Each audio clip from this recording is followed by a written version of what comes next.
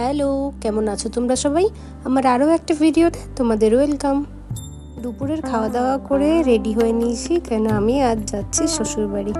এই যে ঘর থেকে টোটো বলাই ছিল, টোটো ঘর থেকে এসে নিয়ে গেল আমাদের ডায়মন্ড হারবার স্টেশনে। অনেকটাই সময় লাগে, প্রায় 1.5 ঘন্টা মতো, মানে 1 ঘন্টা 10-15 মিনিট মতো হয়তো লেগেই ছিল সেদিন। এই তো রাস্তা দিয়ে চলেছি আমরা। অনেক সময় গ্রামের রাস্তা দেখে দেখে চলে আসলাম ডায়মন্ড স্টেশনে। এখান থেকে আমাদের 2টার সময় ট্রেন ছিল, কিন্তু আমরা 1:30টার মধ্যেই পৌঁছে গেছিলাম, ওই জন্য ট্রেনটাও প্রায় ফাঁকাই ছিল। ডায়মন্ড স্টেশন থেকে চলে আসলাম সোজা শিয়ালদাতে 2 ঘন্টার জার্নি করে। তারপর শিয়ালদা থেকে আমাদের বনগাঁ লোকাল দিল 8 নম্বরে।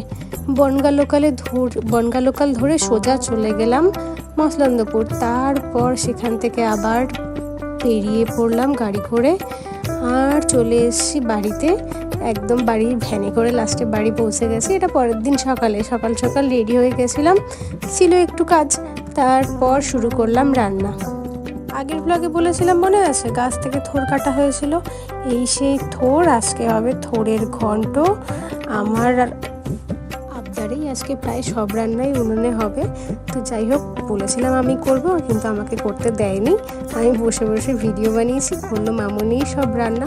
আমি খালি মাছের ঝোলটা করেছিলাম। এই যে প্রথমে সর্ষে ফোড়ন দিয়ে থোড় চাপিয়ে দিল।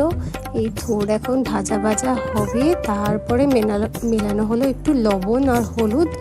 এই মুহূর্তে চিনিও দিয়ে দিয়েছিল, কেন কি পরে চিনিটা দেওয়ার কথা মনে থাকে না। আর আমার মতো মামুনিরও সব রান্নায় চিনি দেওয়ার অভ্যেস আছে। এই দেখো, এখানে থোড়টা মোটামুটি ভাজা ভাজা হয়ে গেছে। আর তারপর মিলিয়ে দেওয়া হলো অল্প সর্ষে বাটা, আর সর্ষে বাটার মধ্যে অল্প কাঁচা সর্ষের তেলও দিয়ে দিয়েছিল। আমাদের বাড়িতে মানে গঙ্গারামপুরে যখন এই ভাজাটা করা হয় না, তখন শুধুই ভাজা করা হয়। এই বাড়িতে আবার একটুখানি সর্ষে দেয় দেখলাম। তারপর আমি বসলাম মাছের ঝোল রান্না করতে। মাছের ঝোল রান্না করা কিছুই না, কাঁচা লঙ্কা, কালো জিরে জিরে আর কাঁচকলা দেওয়া মাছের ঝোল, পাতলা ঝোল হবে। এই তো ঝোল বসিয়ে দিয়েছি। এই পাতলা ঝোলটা না সবাই খেতে ভালোবাসে, মানে আমার কর্তামশাই, শাশুড়িমা, শ্বশুরমশাই সবাই খেতে এই ঝোলটা ভালোবাসে, কিন্তু আমার অতটাও ভালো লাগে না। আমার ওই মায়ের বানানো সে একটুখানি ঘন ঝোল মানে তেমন কিছুই না, জিরে আদা দেওয়া ঝোল। এখানেও আমি জিরে বাটা আর আদা বাটা দিয়েছিলাম, কিন্তু কেন জানি না বেশি পাতলা মনে হচ্ছিল। আমার আরেকটু ঘন ভালো লাগে। আর কতই ফোটাবো, অনেক সময় ফোটানোর পর মাছগুলো দিয়ে দিয়েছিলাম। মাছগুলো দিয়েও বেশ খানিকটা সময় ফোটানো হয়েছিল।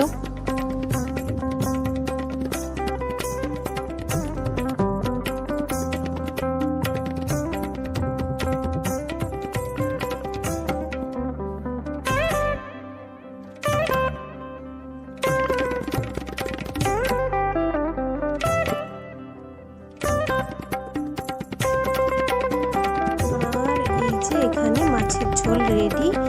মাছের ঝোল খাওয়া দাওয়া মানে দুপুরের খাওয়া দাওয়ার পর আমরা গেছিলাম একটা মাসির বাড়ি, মানে মামুনির বান্ধবী মাসির বাড়িতে ঘুরতে গেছিলাম।